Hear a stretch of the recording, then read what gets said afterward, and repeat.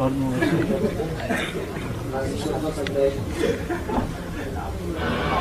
عليك.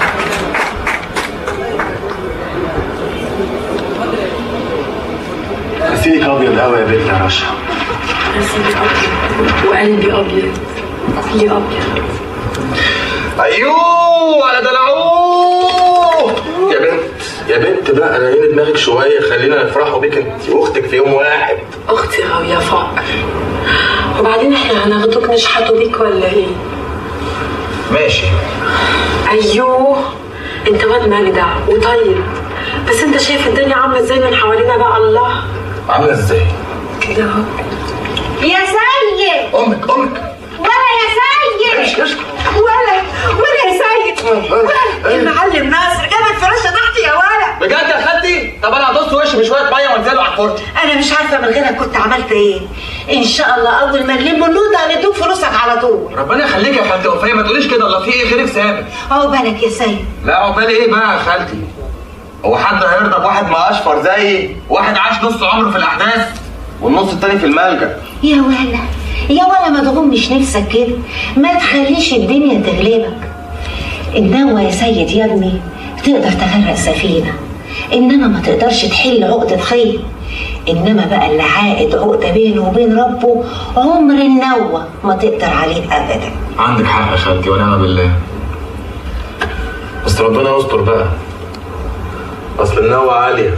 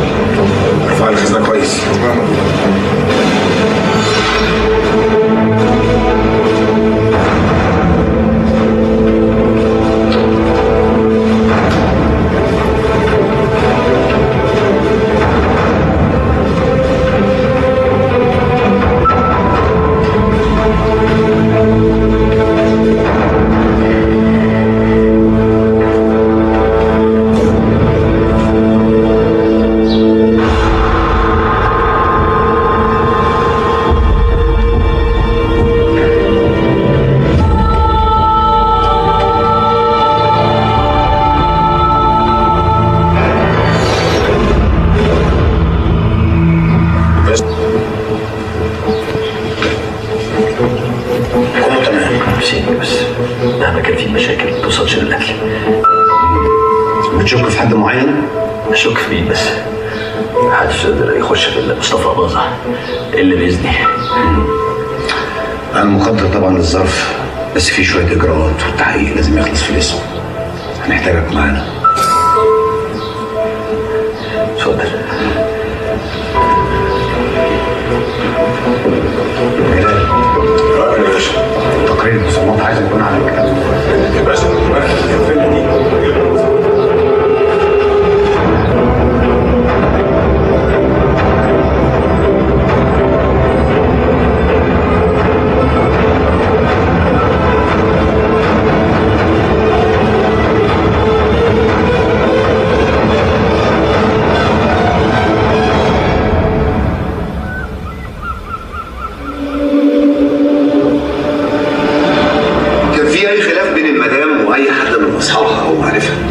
المرحومة ما كانش ليها اصحاب، كانت منطوية قوي على نفسها. ما لاحظتش عليها اي اختلافات مثلا في الفتره الاخيره؟ اختلفت زي ايه يعني؟ انها تكون عصبيه، متوتره مثلا. كانت متوترة شوية بسبب الحمل. كانت حامل؟ كانت حامل في أول مولود حاربتنا بعض. ليه؟ وانتوا مش مخالفين ولا ايه؟ لا دول ولادي في الجزء الأولاني. ماشي. البصمات كلها طلعت بتاعت اهل الفيلا. تمام. الا بصمه واحده بس ما قدرناش نعرف بتاعت مين. تمام. كمل التحقيق. تمام يا ريس. نعم. انا بره مصطفى بيه. ميرسي خالص. مش غريبه يا مصطفى بيه انك ما تجيبش سيره البيبي واحنا في الفيلا، ولا هو مش ابنك؟ يعني ايه مش ابني؟ ايه يعني ايه انا؟ انت بتعلي صوتك كده، انت فاهم ولا لا؟ ايه ده؟ في ايه؟ مصطفى بيه اتفضل لو سمحت. يا جلال في ايه؟ السؤال جالك على الجرح ولا ايه؟ الزم حدودك يا ابني انت، والا عندك برضه. انت ولا انا دكتورك؟ جلال كفايه. اتفضل يا مصطفى بيه. البصمه اللي فاضله الطبيعه البصمات كل اللي اترددوا على الفيلا الاسبوع اللي فات. اتفضل يا جلال. اتفضل استريح.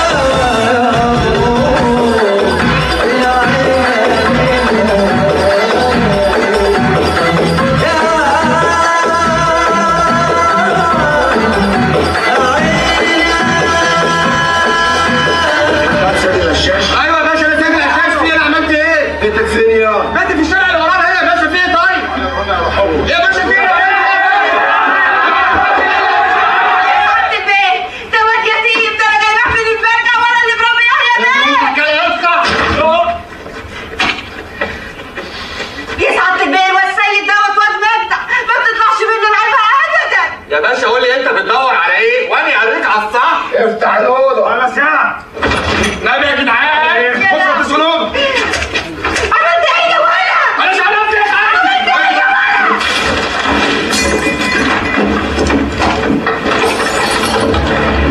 ايه ده يا باشا؟ طلع حرام. اخلصي. طب ساعتك معاك اذن النيابه عشان تفتش الاوضه؟ يلا يا محمد. يا لا يا سيد يا باشا الفرق يا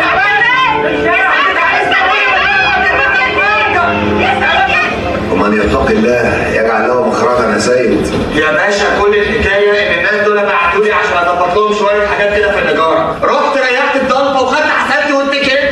انت فعلا ريحتها خالص وخدت اللي في الاسم واتكلت. عليا الحرام من ديني يا باشا اللي انت بتقوله ده بتخاطر. دخلني يا ابني الشاهد. السلام عليكم. اسمك يا ابني بالكامل؟ محمد عبد الهادي محمد البندال. شفت الواد ده قبل كده؟ ايوه يا باشا، الجيل كومباوند بنسيبوها. اخر مره شفته هناك فيها امتى؟ يوم الخميس اللي فات. جبتش انا حاجه من عندي؟ انت شفتني يوم الخميس يا راجل انت؟ ايوه يا باشا، جيت كومباوند الساعه 4 العصر وخرج بعد نص ساعه. تصدق انت راجل كذاب وعايب وربنا المعبود ما يحلك الا لما تطرش الحياه النهارده. خد الواد ده الحجز. والله العظيم يا باشا بقول الحق، والله بقول الحق، حسبي الله ونعم الوكيل.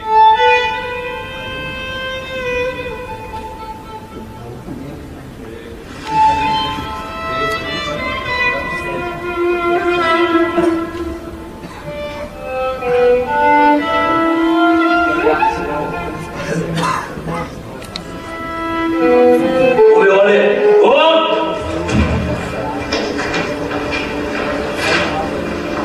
يا زميلي هتهون عليك شوية، قول لها ساعتين وافرجها ربنا وابعت لنا اللي يخرجنا.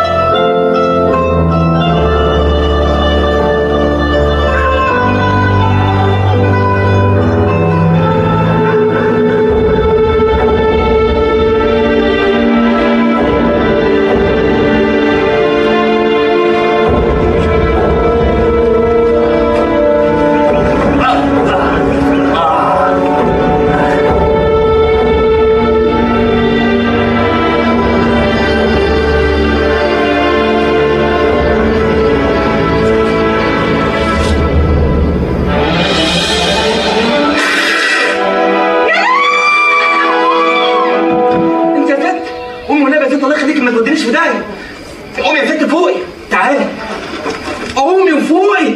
انت يا ست فوقي. مالك انت بتعملي كده ليه؟ فاتحه بقك ليه كده؟ طيب اعوذ بالله من الشيطان الرجيم. اعوذ بالله. عفريت مين يا ست؟ انا سيد الاشياء. يا نهار اسود. انت بقى جاي تقتلني. اسكتي بقى بدل ما انتوا كده المنارس خدوكي معنا ونوريكي شغل العفاريت اللي عصبك.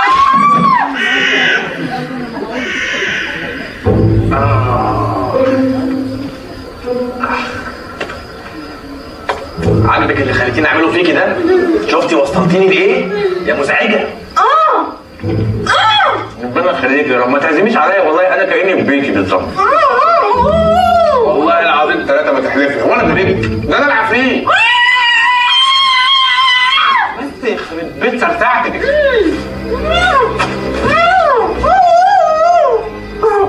استني. الطرد جاي. الطرد جاي. الحاجة العفريت الطرد. طيب عرفت فهمت. حاولي الحاجة. استني فاضل 10 دقايق والنهار يطلع علينا. اروح اشوف لك اي عربيه توصلني القرب مستقبل. هقولك. شويه عيال بلطجيه هجموا على الاسم، عايزين يهربوا واد مسجل. سعادتك انا عارف ان اللقطه كبيره وفي ناس كتيره راحت، لكن احنا عملنا كل اللي نقدر عليه.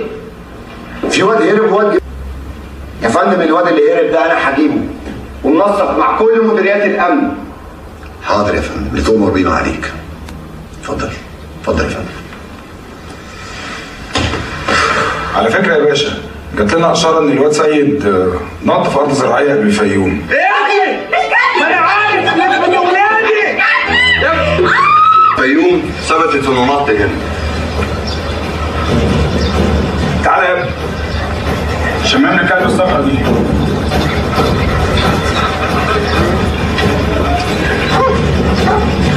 راح فين ابن الكلب؟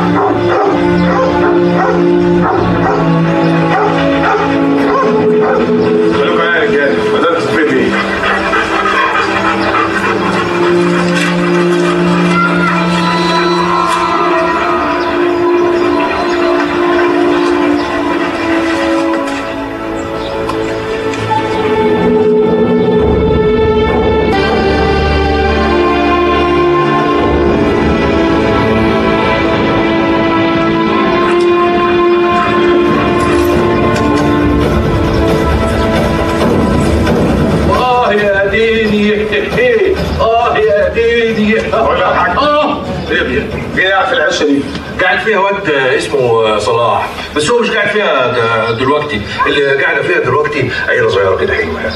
مين صلاح ده؟ صلاح دي زي ما تقول سعادتك عيل قبضاي، العيال اللي بتسرح في الموالد.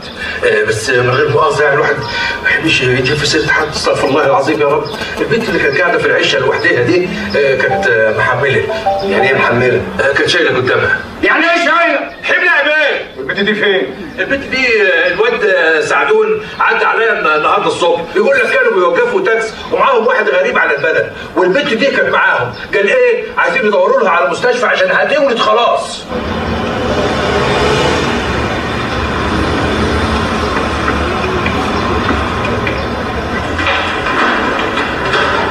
صباح الخير، بعد اذن حضرتك زهرة اللي كانت بتولد دي جابت لك واد زي القمر. بجد ولدت؟ طب الله يطمنك، هي هتطلع امتى بقى؟ في ايه يا ست هتطلع امتى؟ خلصينا. البقاء لله يا اخويا، والله راحت لله احسن مني ومنك. عموما هي سابت لك الورقه دي وربنا يصبرك.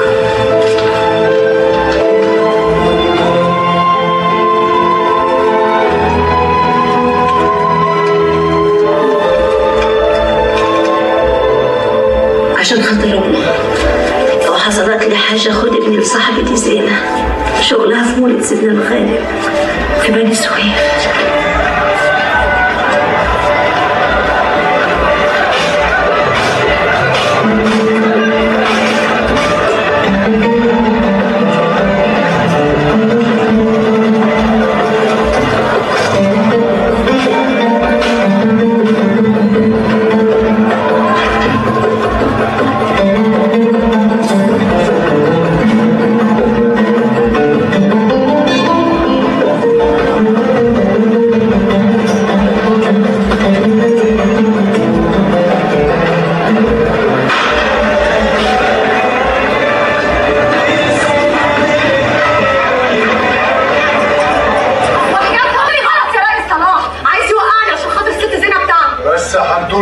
اسماعيلي وما تجيبيش سيره زوزة على لسانك. عايزه توقعني بروح امها. اسمع انت، لما صلاح الشاي بيتكلم يسمع الصمت. ده انا علم عليك وعلي يشدد لك وبخلي ست الزنا بتاعتك دي تنفعك. قلت لك ما تجيبيش سيره زوزة على لسانك.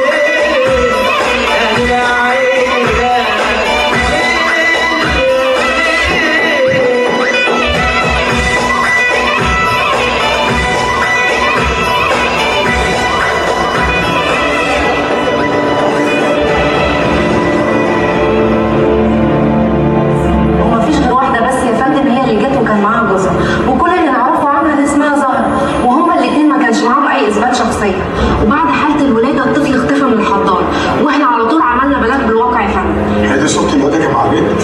ايوه هو ده يا فندم. غريبة جلال، ليه الواد سيد يخطف الواد؟ كان في شبه غير الواد صلاح بتاع الموالد تقلب الدنيا وموالد الصعيد كلها عليه وجيبولي. ازاي الكنافه الشعر على مزه المزات؟ هنا يا سوسه كنت مفروشه الليله. ده اقل حاجه عندي. على وضعك. ما قلتليش ايه رايك في الكولونيا الشعر اللي انا حاططها؟ قال يجيك منين الريحه الحلوه يا مشؤوم؟ وانت ابوك الباصر وامك التوم.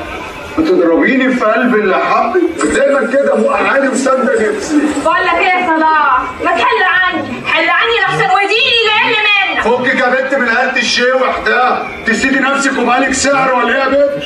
انا صلاح الشايب، صلاح الشايب اللي محدش يقدر يقف في صوته. لا هو في بلد العميان يسموه كحيل العين يا روح الغالية. خايف يجي عليا اليوم اللي اقطعلك لسانك بايدي يا سوس. والنبي يا روح الروح انا اللي خايفه يجي اليوم واقطع لك فيه حاجه تانية.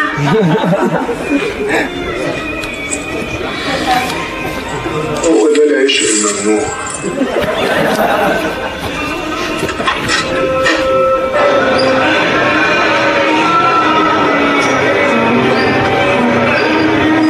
يا اختي يا زينة في راجل يا اختي عاوزك بره.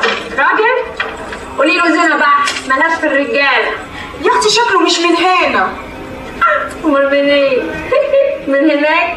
يا اختي ده راجل معين على ايده. دخليه ليته يعني. هو ولا العيل؟ يا اختي تعالى يا حليوه هيك.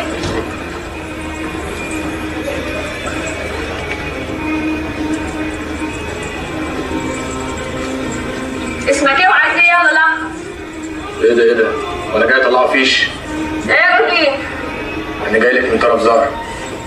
زهرة؟ مالها زهرة؟ استني وسامي، ده ابنها.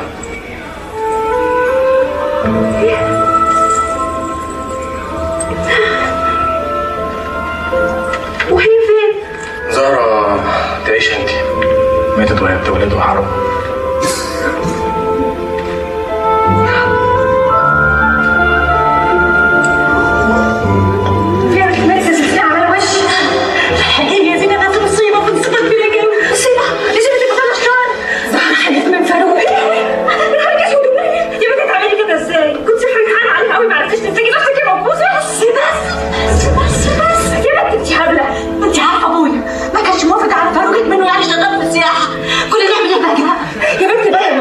بايدك تقريها بسنانك يا ماما. هو بقى اللي شال عليا الشرايط يخيبك. نزلي قدامي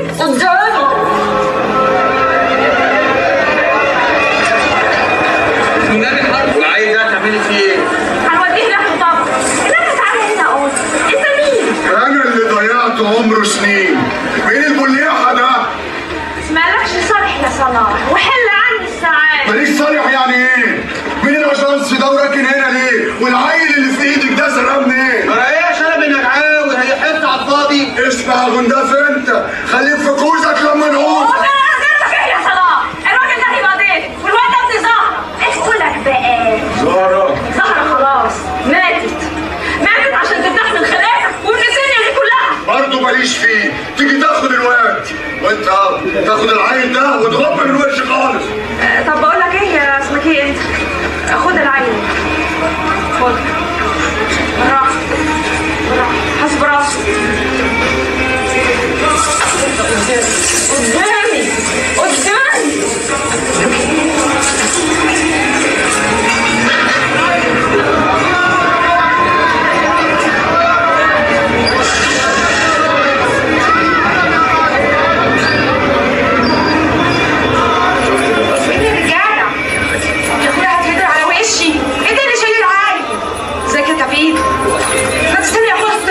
ماشي استنى. في ايه عايزه ايه؟ استنى يا اخويا سيبها على 3 الورقه دي فيها عنوان. ايوه هي دي. ده عنوان اهل زهره؟ لا يا اخويا ده عنوان زين. هي لما تخلص هتيجي وراك على طول. هي قالت لك كده؟ ايوه امال ايه؟ ايوه ماشي يا اخويا بالسلامه. هريك قاعده.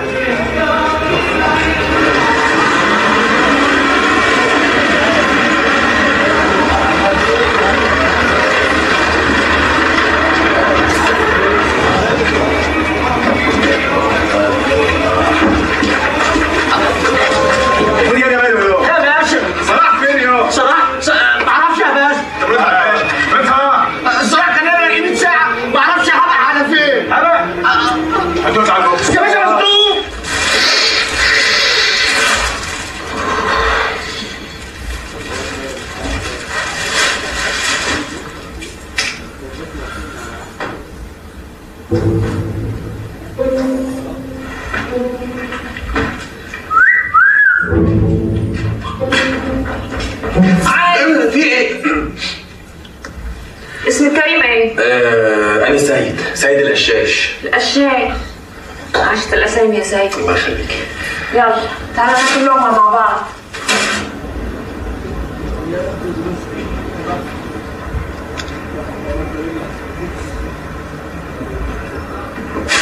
الراجل ده ايه وايه اللي لمك على ظهري؟ يعني الدنيا هي اللي لمتني على ظهري. انما انا حكايتي ما بنحبوش نحكوها.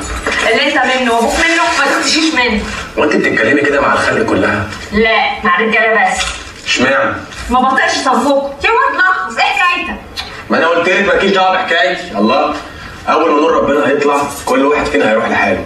انت هتروحي تودي العيل لاهله وانا هتكل على الله. واحنا الاثنين نتكل على الله. انت لازم تيجي معايا وتحكي لهم الحكايه من الغريق للشط لحسن انا لو رحت لابوها وحلفت له على الميه انها تجمد ان الواد ده ابن زهره مش هيصدقني انا.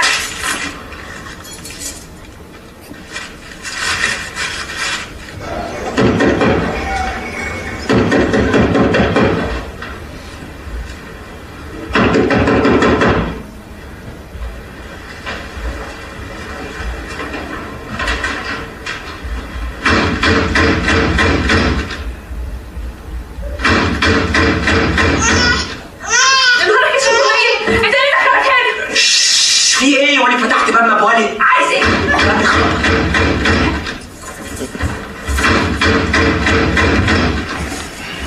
مين الرجل اللي بيخبط؟ ايوه جاي. صباح الوردوش يا زوز، ايه الغيبوبه اللي انت فيها دي؟ انا قلت اجي اعس واصبح. طب تصبح ولا تمسي؟ عايز ايه صلاح؟ ابطي شويه كده وما تبيش ضايقه، عندي بقين عايز اقولهم لك. ارغي. الواد التيو اللي كان عندك امبارح ماله؟ من جنيه قتل والحكومه خربها وراه، شكله كده مش سالك، كل زي ده بيسوق سمعتنا. اهو راح لحاله. انما انت قلت لهم ايه؟ حتى الله ما شمتوش. على فكره الحكومه عارضه 100,000 بلبل اللي يسلمه. قلت اللي عندك يا صلاح. طب يلا زق عجلك عشان عايزه انام. ايه ده؟ انت من امتى بتلبسي جزمه رجالي؟ جزمه رجالي؟ هي فين الجزمه دي؟ جزمه مين دي يا زوز؟ وانا شرفت؟ انا اعرف. اوعى تفهمني غلط.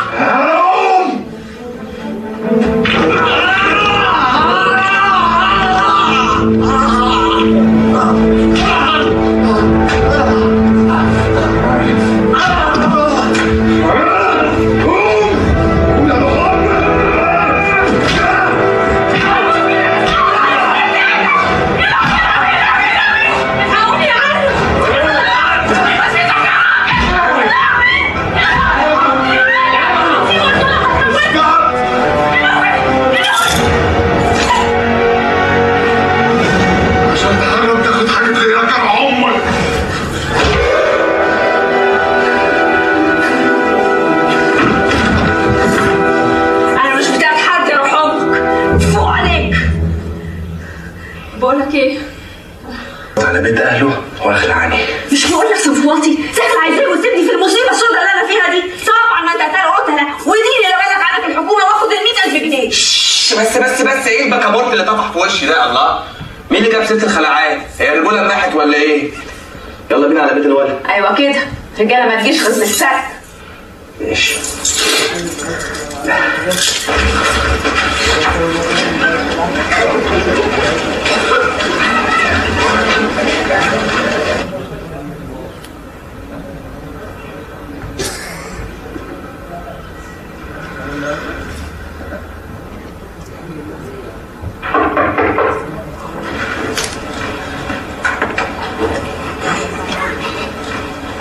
الله أكبر.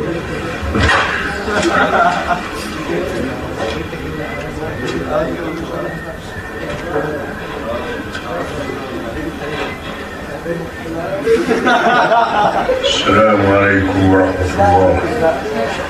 السلام عليكم ورحمة الله. تعالي هنا يا فتحي. ايه يا بنت اللي نزلك من غير اذن يا بنت؟ كنت بجيب ورقه من هنا يا ابوي. بنت امك قلت لك ما تكلميش اللي اسمها هنا دي. قلت ولا لا؟ قلت يا ابوي بس مش واحد صاحبك بيصلي معاك في الجامع وامها صاحبة امي. ما تخاف يا اختي من امها اللي دايره كل بيت شويه وبعدين مش عشان ابوها بيصلي في الجامع يبقى زين. ما كفرتش يعني كده، حرام عليك. البنت عملت على روحك. ادخل يا بنت، مش كفايه تفشتك الكبيره، ما هي ما كفرتش. كفر واسكتي سكتتي. انت اللي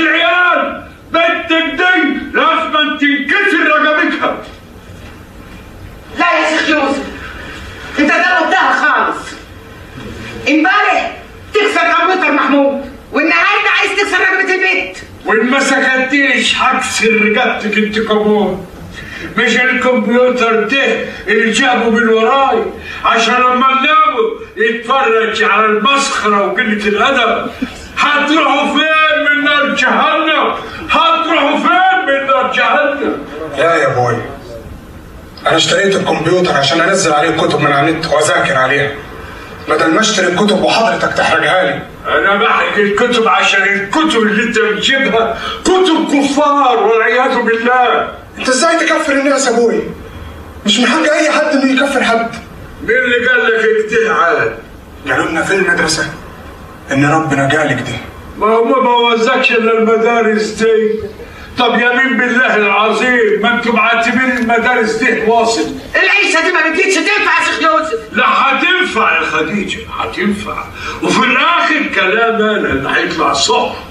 فاكره لما قلت لزهره بنتك تبعد عن زينه بنت ربيع العجلاتي؟ زينه في الاخر طلعت ايه يا خديجه؟ طلعت ايه يا خديجه؟ طلعت رقاصه.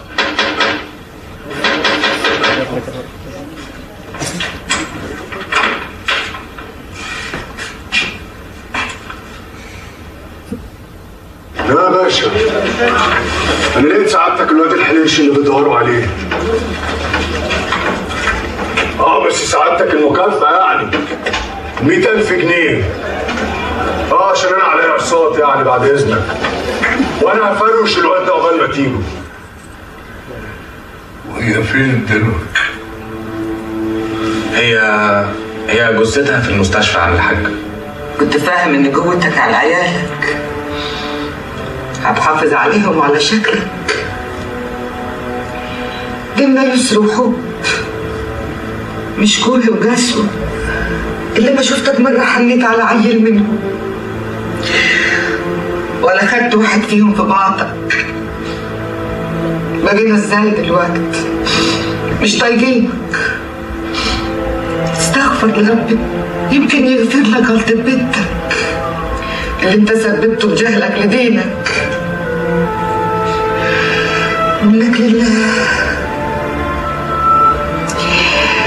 منك لله.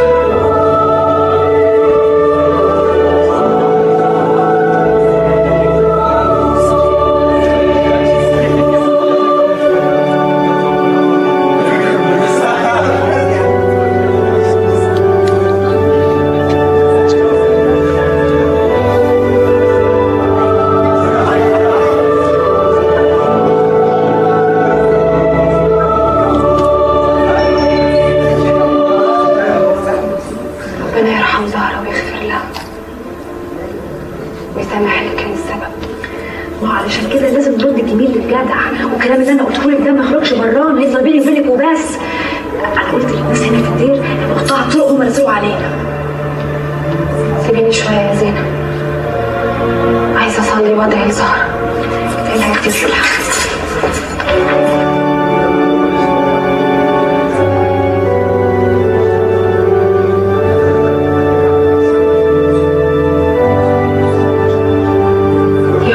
ارحم زهرة واغفر لها، افتح لها يا رب باب الملكوت وقبلها اللي انت عظيم رحمتك. افتح لها يا رب باب البر لكي تدخل وتتنعم هناك. افتح لها يا رب باب الفردوس كما تفتح باب الابرار. يا رب اغفر لها كل خطيئة لانك انت يا رب تعرف ضعفي البشري.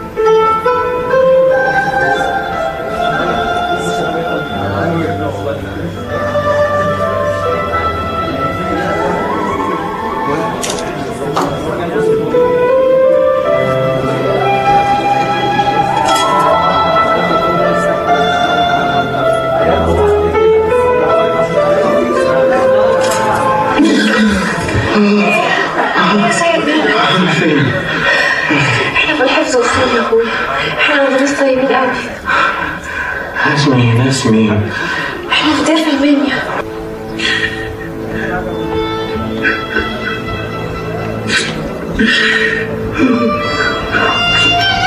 وقال الله يا شيخ يوسف. حياتك الباقية يا هاني. احنا مقدرين اللي انت فيها يا شيخ يوسف، بس بعد اذنك اي حاجه تعرفها عن اللي اسمه سيد ده قول عليها. ولا حاجة يا ولدي. الواد اكيد قال قدامك حاجه، مثلا جاي منين رايح فين؟ ده مطلوب في جريمه قتل. بالظبط. الدنيا مقلوب عليكي هنا يا زينة، وبيدوروا عليكي يا اختي في كل حته، والحكومه هنا ايه زي الرز. اوعي يا بنت تكون حاطه قطرك. ها مين ده يا اختي اللي يراقبني؟ ده انا فاتن والاجر على الله، ده انا كرشيف. انت مداخل ومخارج المربع اللي المكالمه جت منه؟ حصل يا باشا، وخلال نص ساعه هنعرف مكانه فين في المنيا. تمام سعادتك، تحرياتي بتقول ان انا امنت كل المكن والسكانين اللي ممكن يكونوا متكلفين فيها سعادتك. لا ده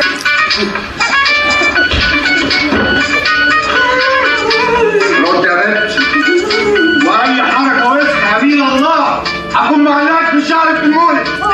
رد. حاضر. طيب جبتك على كلها. اقول لك فين؟ حاضر. مش كده؟ ارميه بره. انا يا عم الحبيب اطلع بره قدامي.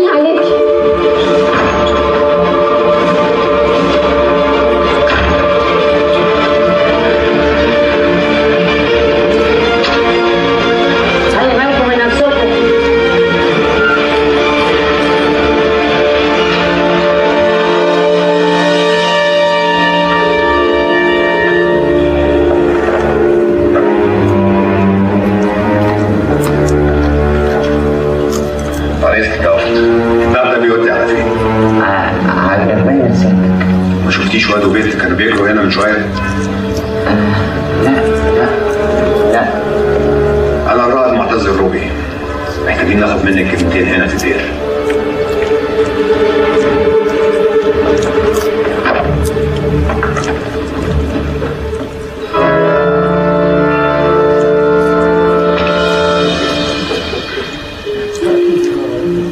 احنا ما كناش نعرف الكلام اللي بتقوله حضرتك ده.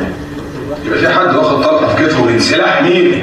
الموضوع يعني كده بالسهل؟ ازاي يعني؟ سيادتك اكيد عندك علم ان في سلاح ميري كتير اتسرق الايام دي. سعادتك بس ده ما ينطرهمش من الزعرضه اللي هم كعملوا نفسهم فيها، وكان لازم يتعمل محضر نفسي وفيش وتقفيش لاي غندات يخش الدير. ما هو سعادتك مش كل واحد ياكل جبنه يجي يتعبنا. جلال الوقت اللي جابوا هنا يا ابني احنا فين اللي مكفينا؟ احنا لسه ناقصين اقطع من حصفتك. بس انا كنت عارف حكايته، ما هو حكاها لي بكل صدق.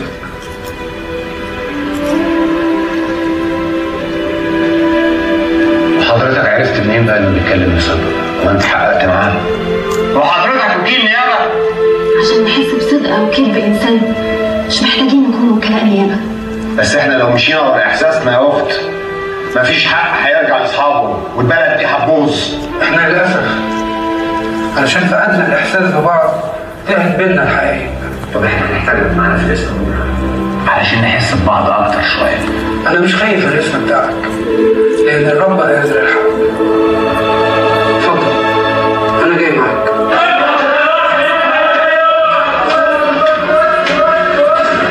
ممكن. نعم. انت معايا هنا ليه؟ انا عارفه معاك ليه. طب انا هربان من قدري.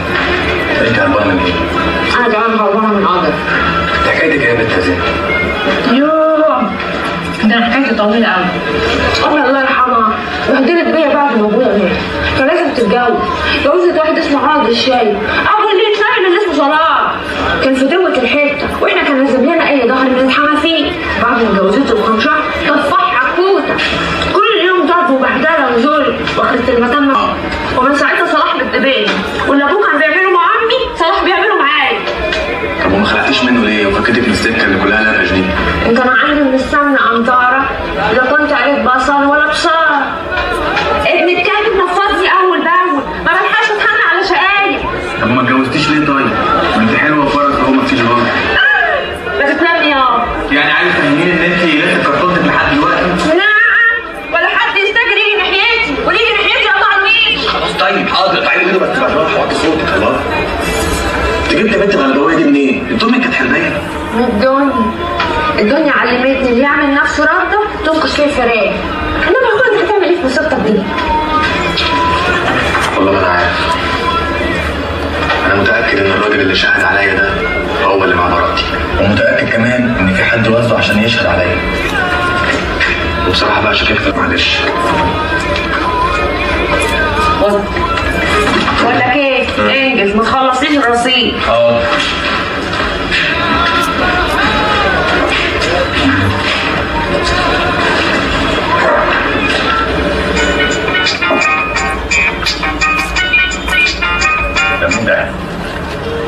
الو يا فرج.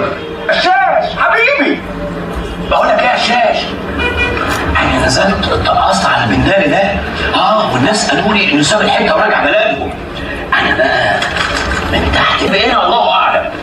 على فكره انظر تقدر يسلم عليك ويبوسك. انظر تخرمين الكلب.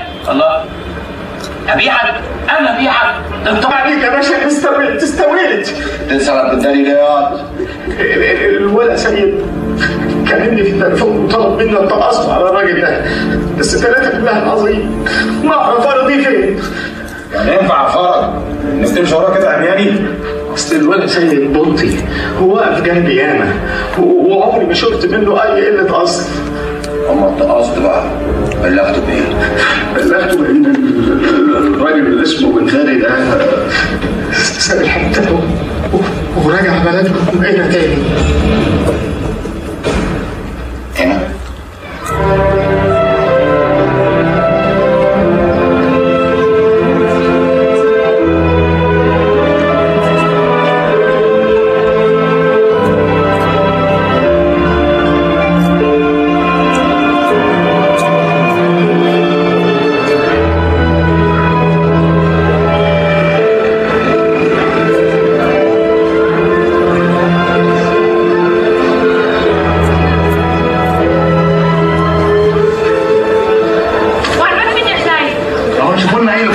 بنسيون ولا نشوفوا لنا شقه؟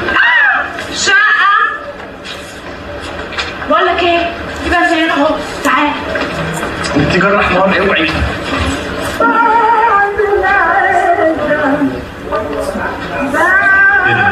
الأرض دي ولا متحف؟ قدامي يا اختي قدامي.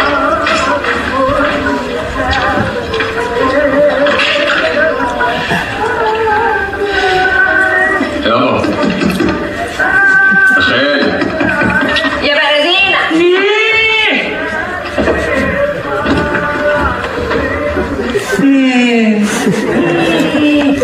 خبر ايه؟ عكرت مزاجي. عايز ايه؟ عايز ايه؟ ايه يا عم الحاج تنهج ليه في ايه بالراحه؟ انت كنت نايم ولا بتجري؟ انا كنت بحلم حلم ثقافي. انت رخيص ولا لسه؟ مش عارف. هو احنا ما اتقابلناش في اي حلم قبل كده؟ ما اظنش. نور ايه يا بلدينا؟ وانا واقف طفايه قدامك ولا ايه؟ الله بقول لك ايه؟ اثر في كلامه وشوف لنا اوضتين نباتوا فيهم كام ليله. تعجلوا كان تسكنوا يعني. طب بطايقكم، لفوني بطايقكم. ها؟ اسكت، ده احنا اتسرقنا في القصر، حالنا ومالنا كل حاجه اتسرقت. ما مسكتوش الحرامي؟ لا ما مسكناهوش يا بلدينا، معلش مالناش نصيب بقى المره الجايه ان شاء الله. طب لما تمسكوا الحرامي ابقوا عاضوا، يلا بالسلامه يلا. نور ايه يا بلدينا؟ انت مالك شادد حيلك علينا ليه كده؟ الله في ايه؟ مش احنا ما كناش قافشينك في حلم ثقافي. اسمع عم بقول لك، حديدك ده ما يردش علينا واصل، احنا صعايده وما عجبناش الحال المارد ده. طب بقول لك ايه يا بلدينا؟ خد دول باللي ريقك بيه بره الحساب. بقول لك صعايده ما بتفهميش. خد دي كمان. ايوه كده. يا بلدينا اللي يخلينا ندوك 200 جنيه كنا نأجروا بيهم اوضتين احسن. يا سلام، يفكرني عبيط انا اللي مختوم على قفايا. اجلكوا اوضتين عشان تستناني لما انعس وتتسحب على اوضتها، ولا هي تجيلك اوضه؟ لا يا حدك، انا هاجلكم اوضه واحده بس. لا يا سعيد، لا سعيدي وعلى ابوه كمان. طب بقول لك ايه بقى يا بلدينا والنبي الله يخليك، ما تتم جميلك كده وتصرف لنا كده في كام هدمه نلبسهم قبل ما ننام عشان خاطر حاجتنا اللي اتسرقت ديت. هدمتين يعني كده جلابيه، كام كلسون. كلسون؟ الله اكبر، الكلسون هياكل منك حته. اهو على بال ما اغسل الهدمتين الصبح. يا نهار بيج، ايه ده؟ بقول لك ايه؟ ايه؟ هو فوزي ده خد منك قد ايه؟ حق 7 ليالي 900 جنيه. ابن الحراميه. معلش انا من بكره هنزلوا ندوروا على شغل، بس بقول لك ايه؟ كل جنيه صرفتيه تكتبيه في ورق. انا راجل حامي ودمي حر وما اقبلش مره تصرف عليا ابدا. المليني يتقاي. ما تشغلش بالك. لا اشغل يا ستي، اشغل. انا راجل وطول عمري راجل. ايه لما اساس بالرجوله؟ ايه الرجوله؟ حفظت الرجوله يا ربي. معكيش 100 جنيه عشان مصاريف بكره؟ عيني. هو الدولاب ده بينفذ على ايه تحت؟ مالكش دعوه بالدولاب.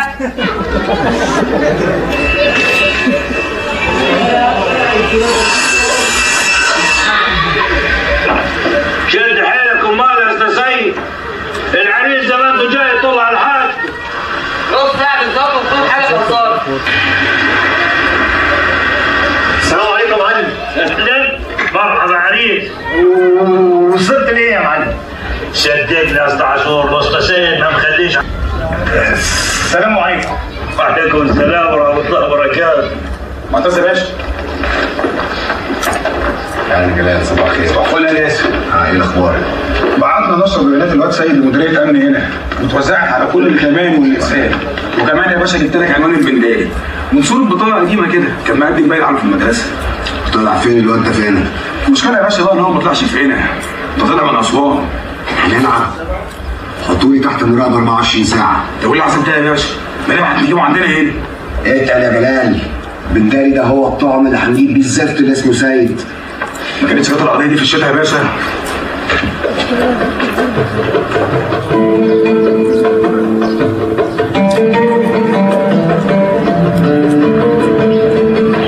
نفسك يا راجل، يا عيب يا عريس الرجاله يا مصدق، ده تعمل عاوز تسيح، حتى انت بتنهج وانت بتتكلم. هي نعمه من نعمه ربي، لو جربت لي لسيح ده من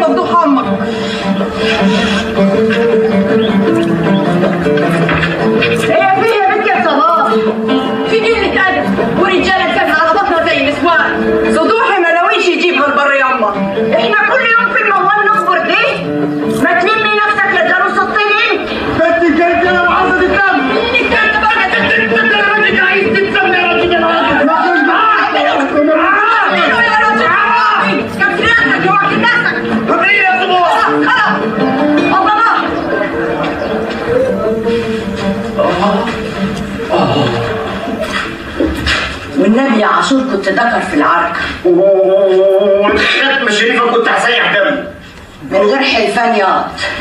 ده انا شفتك بعينيا التنين. الا بالحاج يا صباح. انا شفت عوض. والنبي يا ولدي شفت صح؟ هي العالجه خربت نافوخك ولا ايه؟ فين بالله العظيم هي عوض اللي في الصوره دي؟ عوض يا جا مصر من غير ما يسأل على امه؟ ده جوار كبدي قبل حجري.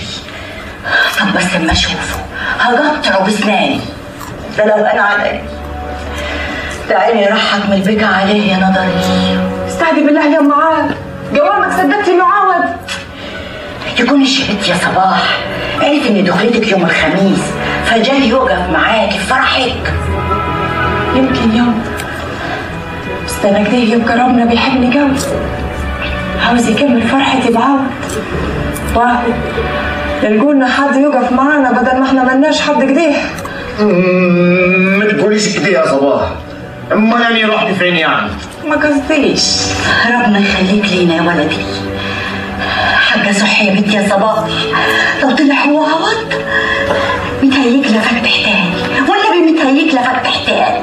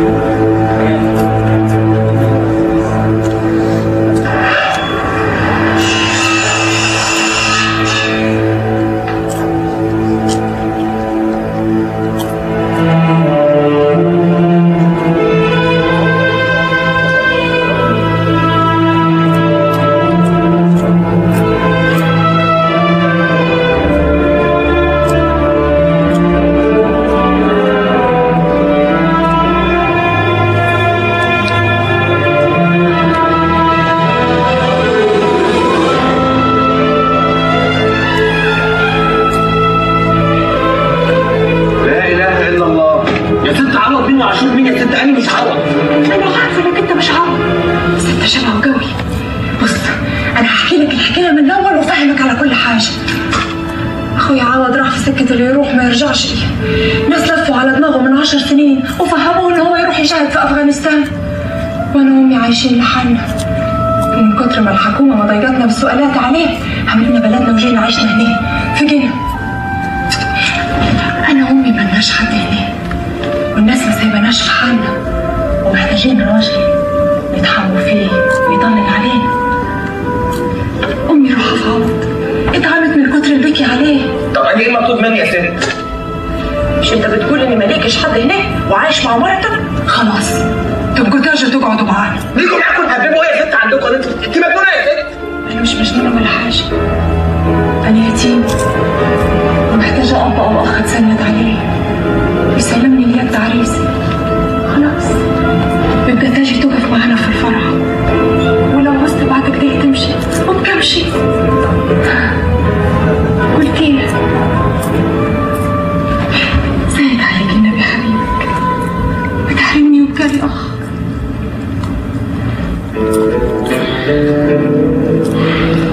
عليه الصلاة والسلام.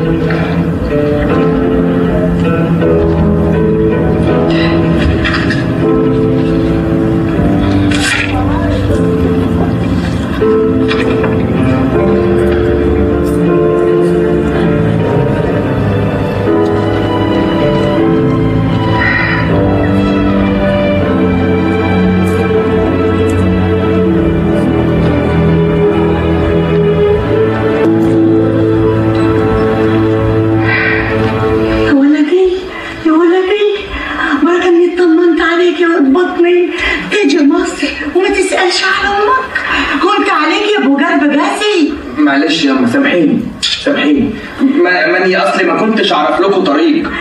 توحشتك قوي يا واد بطني. وانت كمان يا أم. لا يا أم، ده مش وقت حزن واصل، ده انت حكيلك ترجعي زغروتك. عوض رجالك اهو. لا وايه مش فرادة، ده معاه مرته كمان. مرته؟ فين مرته دي؟ انا هو يا أم. ازيك يا حاجة؟ عريس ابنك يا واد، دي كانها فلقة قمر. لا فلقة قمر مين يا أم؟ دي أشد من فلق دي فرسي. ما شاء الله، العين اللي تحسد تفسد. قوم بيها يا عوض ويجيبوا خلاجاتك من الشقة اللي كنت قاعد فيها. ها؟ لا ده احنا قاعدين في أركندا، أصل حالنا ومحتاجة تسرع في القطر واحنا راجعين من باكستان. عاشور هيديك خرجات من عندي وانا هديك غيرين من عندي يا زين. لا غيرين مين يا صباح؟ زينب بتتعامل عادي. انت شوف لها بس اي كلسون من بتوع ابويا الله يرحمه.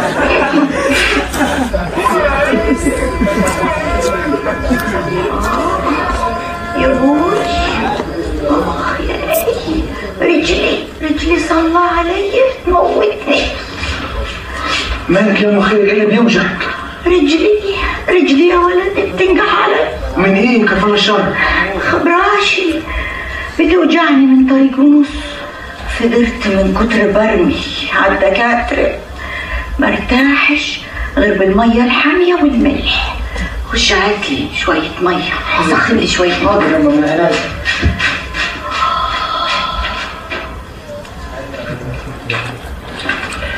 سلامتك يا ام، الف سلام.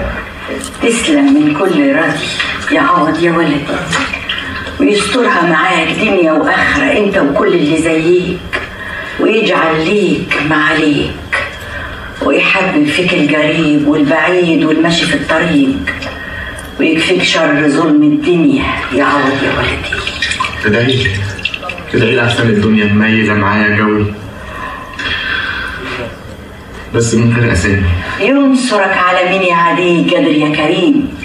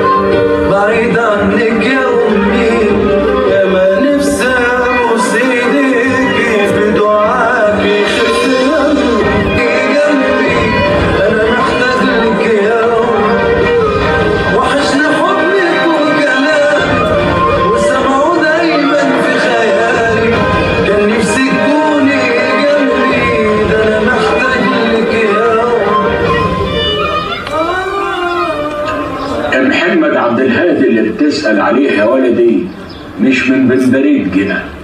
ايوه يا عمده، بس انا لما سالت عليه قالوا لي ان هو من هنا. البندرية مرزعين، بندرية في اسوان او بندرية في جنة.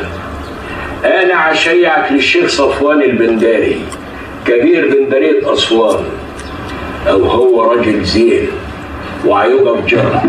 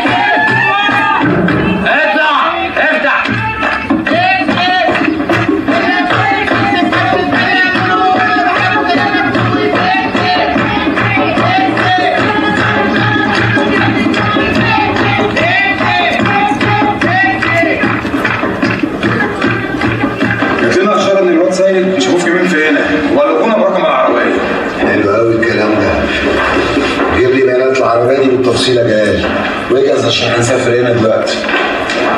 ونجي في الشارع اللي ورا.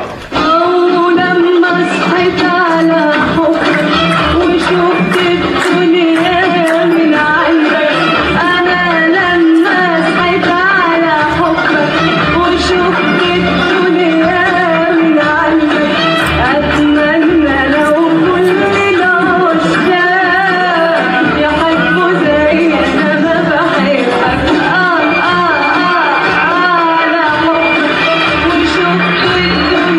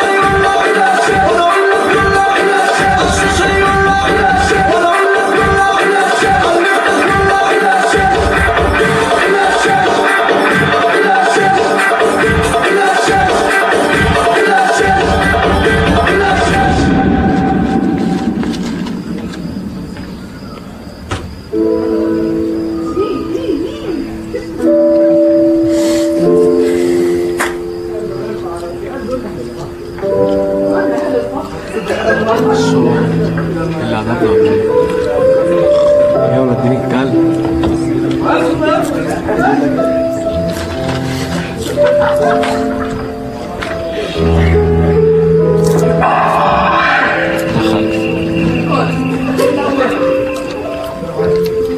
الفرح كان حلو قوي.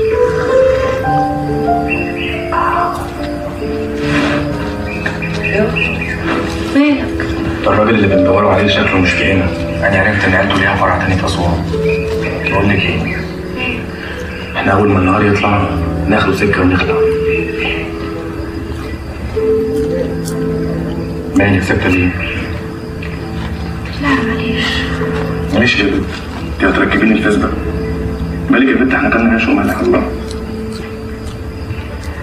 كان نفسي اكون زي اي بنت عاديه. احب واتحب واتجوز واجيب لي حته عيله واتستر واعيش في امان.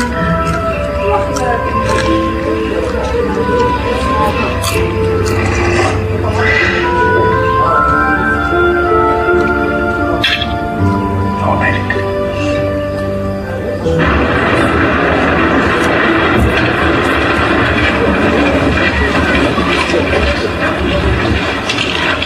هي دي العربية. اعمل على العربية دي يا ابني. قوم كلم الباشا يا بحث. باين على وجوهك يا باشا. خدامك يا باشا. بتاعت مين العربية دي يا معلم؟ دي عربيتي انا يا باشا. كانت فين امبارح المغرب؟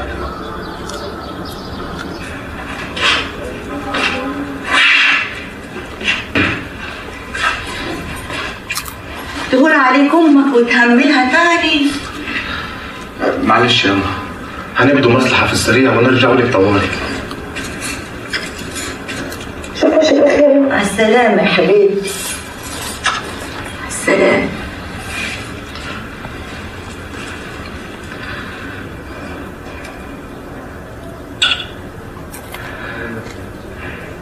ابني لي يا أما. ده عيالك من كل قلبي يا ولدي. ده عيالك.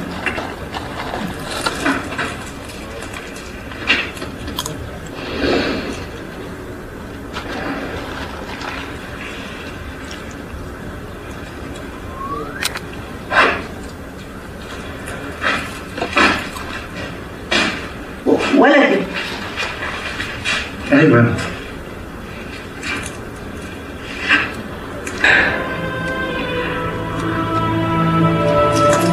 قلت ولية غلباني ونظرت. قلت تخففوا عنها وتجبروا بخاطرها.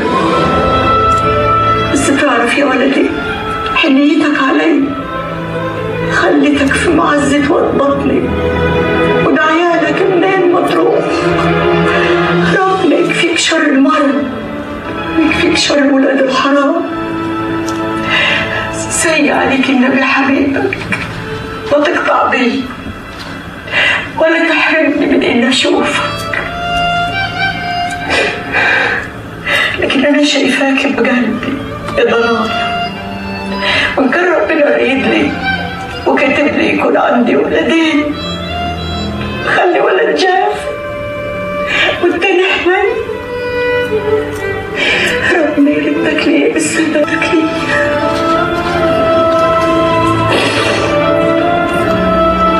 أنا كمان شفت فيكم اللي عمري ما جربت أحضنها.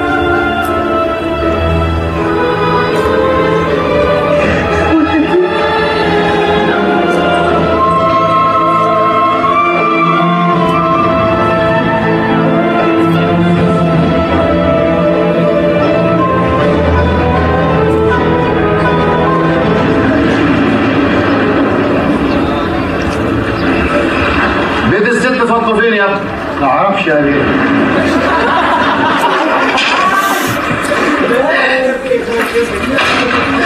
الحكومة يا سيد. ايه؟ خليك ورا يا شرطة. تعال ورايا. تعال. جواب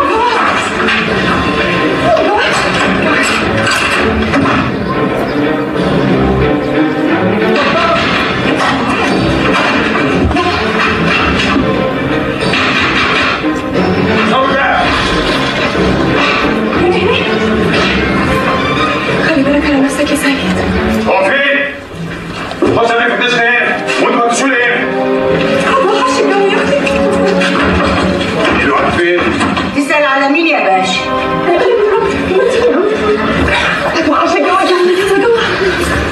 يلا يلا، انتوا جايين تتهجموا على بيوت الناس كده وخلاص؟ هديك انا هعرف اجيبه. يلا يا رجاله.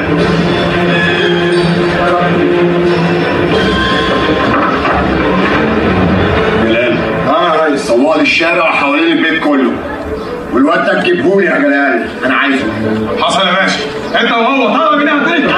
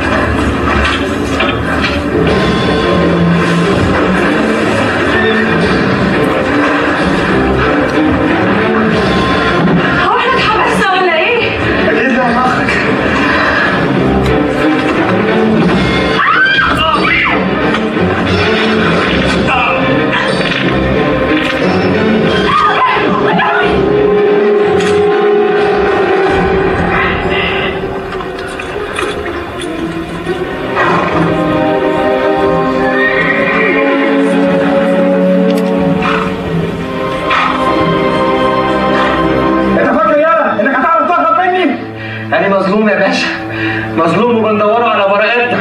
المظلوم ما بيهربش يا حيلتها، احنا اللي نجيب لك حقك، مش انت اللي تروح تجيبه بنفسك. طب نعمل ايه بقى؟ نعمل ايه؟ في دنيا الناس بتاكل فيها بعضها، والفقير فيها ريحته وحشه، والحاكم فيها ظالم. ربنا ما بيظلمش حد، انتوا اللي تظلموا نفسكم. والله العظيم يا باشا سيد بريء، واحنا بندور على الشاهد. خلاص انت يا بنت مش ناقصك على حبك.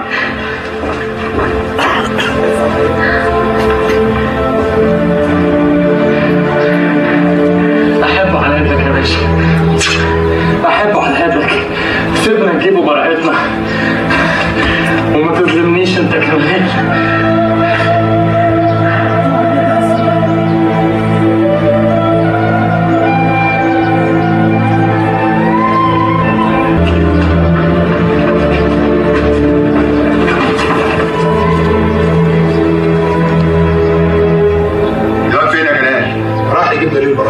طب تستعبط؟ خلاص غلط يا معتز بيه لو سمحت. انت لسه شفت غلط؟ انا هوقفك على العمل وهقعدك في بيتكم. تنزل على اسكندريه وتستناني المركع يبقى حلها حلها يا جلال. شكلك عايزين ياخد منك دخلك يوم صلاحيتك. بعدين راجل وسطيكم وما تعرفوش عني حاجه ليه؟ نرجع. انا عارفه عني حاجات كتير يا باشا. ما تتكلمي يا حاجه، سكت ليه؟ خلصينا. عارفه عني انه واد حلال، واللي عمله معانا اكتر من اللي كان هيعمله واد بطني. يا ريته كان ولدي صح، يا ريت.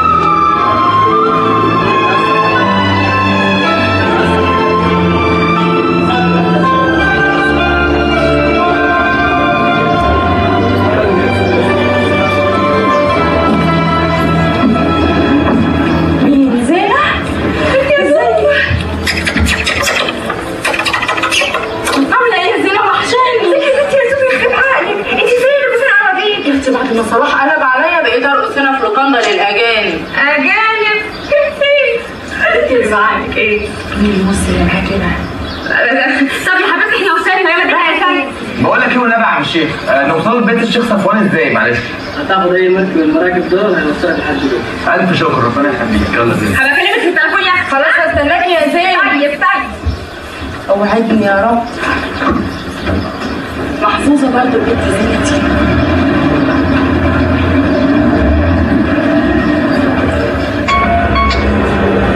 ايوه صلاح بيتكلم، مين هيرد عليه؟ انا زملاء ابو صلاح.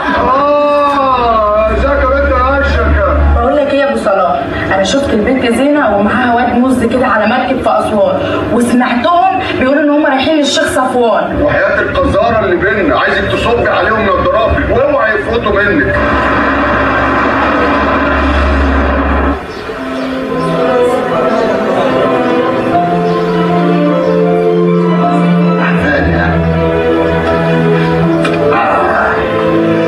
انت كمان بوسي انت طبعا.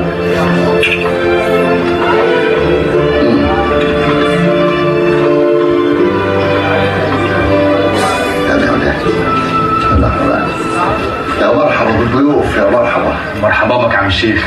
الشيخ حسيب حكى لي عنك كل حاجه. ويا ترى الحاج حسيب حكى لك ايه بالظبط؟ وصلنا عليك كتير بس ما تغزنيش يا ابني. ايه اللي هيخليني اصدقك واسلمك واحد من بلدي من ناسي؟ يا عم الشيخ اقسم لك بالله العظيم ده من غير حلفان. لو ليك حق صفوان البنداي هيجيبهولك. عموما انا عاوز مشوار وارجع على طول.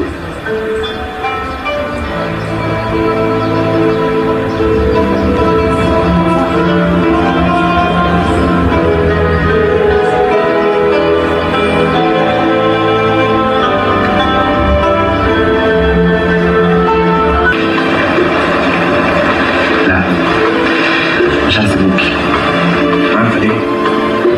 ليه؟ عشان انا بحبك.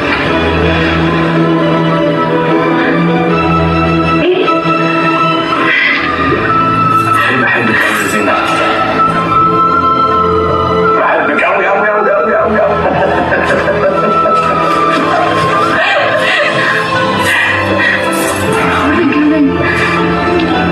بحبك قوي. ايوه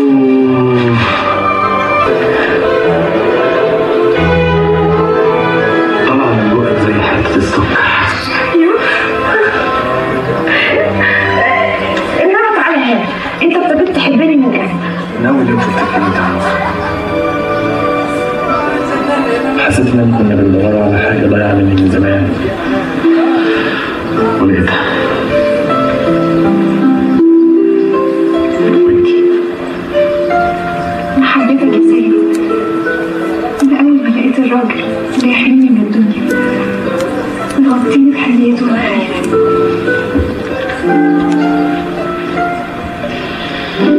طيب بصي بقى، أني إن شاء الله أول ما نجيبوا براءتنا ان شاء الله نرجعوا على اسكندرية ونتجوزوا على طول.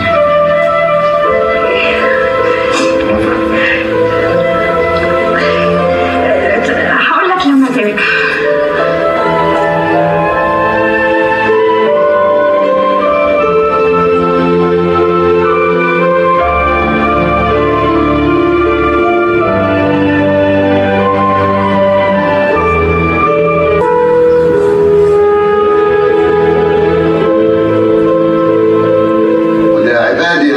أسرفوا على أنفسهم لا تقنطوا من رحمة الله. والله يا كبير المالي الصالح في الحكاية دي. وما سبت حالك ودلتني ليه تاني يا ولد عبد الهادي؟ أنا يعني مصاريف كترت عليا في اسكندرية، قلت أجي أقعد في وسط أهلي. وهتجيب فلوس من فين دلوقتي؟ كنت محوش قرشين يعني جبتهم معايا. راجع نفسك يا ولد البنداري وافتكر ان الكبير جه لاجل يساعدك. عموما هستناك كمان ساعه في معبد فيلة عشان اللي ليه حق عند البندريه لازم ياخد. وما تنساش رب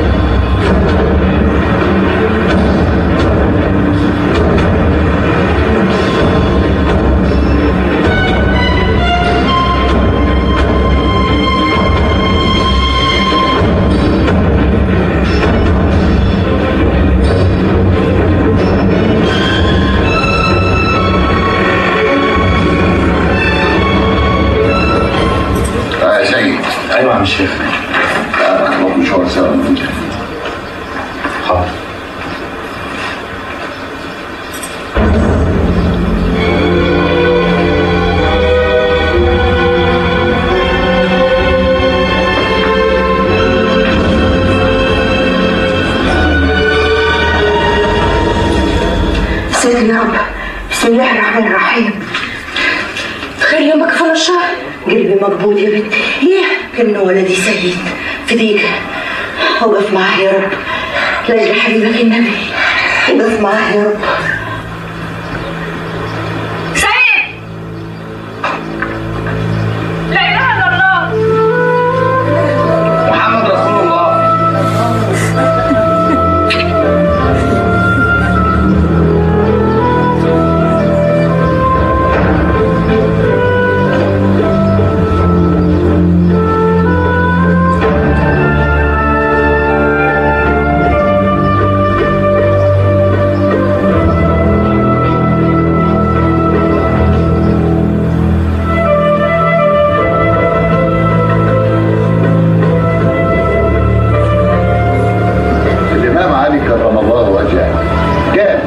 الصبر على البلاء، سأصبر حتى يعجز الصبر عن صبري، وأصبر حتى يقدم الله في أمري، وأصبر حتى يعلم الصبر أني صابر على شيء هو أمر من الصبر.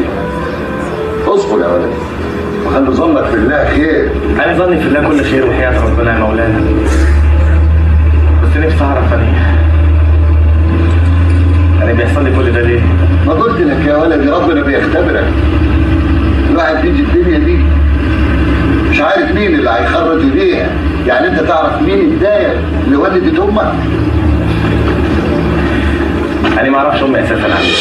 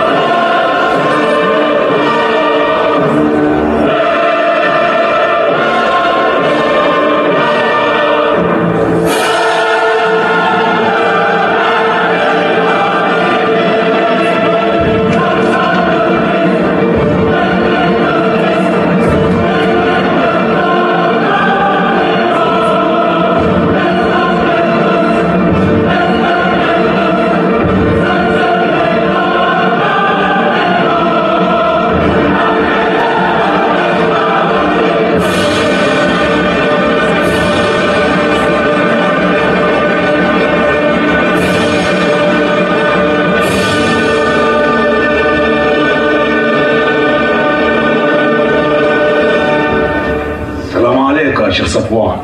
لا سلام ولا كلام غير لما الحق يبان يا ولد عبد الهادي.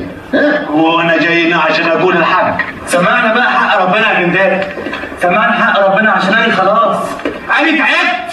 حق ربنا مالكش صالح عندي، وكل اللي في راسك دي اوهام. لا يا روح الغالية مش اوهام، لا وانا مش هنتعبوا مرتين لو ذبحتك. بقول لك ايه يا سيدي، انت دبيت في نبوك ولا ايه عاد؟ ده انا جاي معاك عشان ندور على حقك، وانت ترفع السكين على واحد من الناس واهلي وفي حضرتي. معلش يا عم الشيخ حقك عليا، بس مش هو ده حق ربنا. يمس لك الفلوس واداها في فرشتك واداني 100,000 جنيه، هو ده حق ربنا. ارمي السكينه في دماغك يا صايع. مين عاد يا بيه؟ مين عاد ترفع علينا الساعه؟ انا الكبير هنا، وانا الرائد معتز الرومي رئيس مباحث كوبري اسكندريه. الواد ده متهم في جريمه قتل يا شيخ صفوان، وهاخدهم الاثنين معايا عشان البداري يعيد كلامه اللي قاله دلوقتي. بس الفحص الرسمي.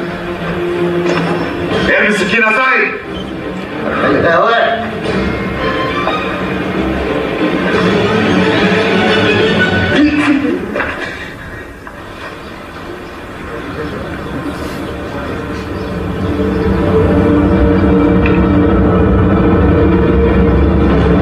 لكن دلوقتي هدخل عليك. وزيني لو عرفت مني لا هصلي عليك الناس. مش هتكمل. الحقوني! هتروح منك فين؟ الحقوني!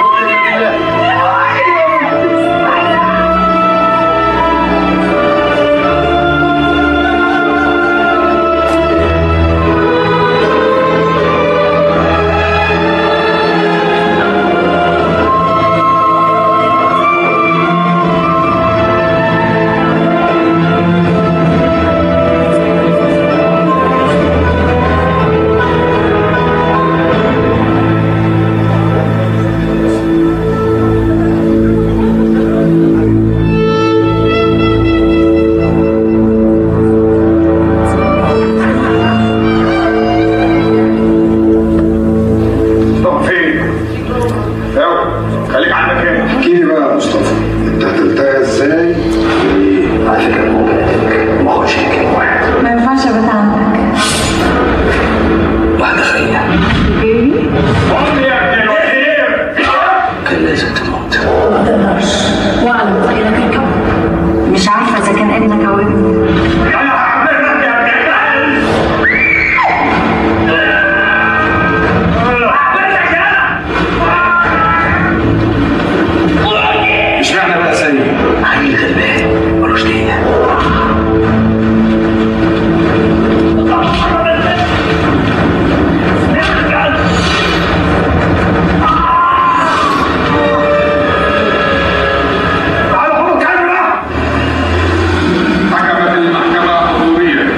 ببراءة المتهم زينة بكر عبد بالقضية المنسوبة إليه وهي قضية دفاع عن النفس ربع الجلد. اشكر ربي يا زينة، ألف مبروك. اشتغل خرج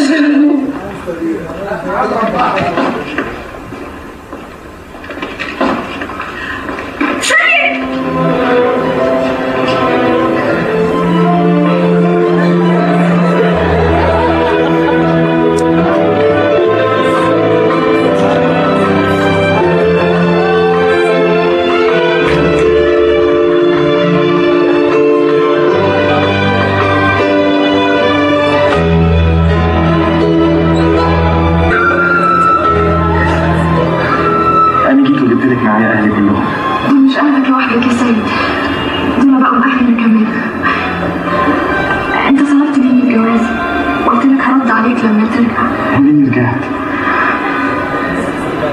موافقة.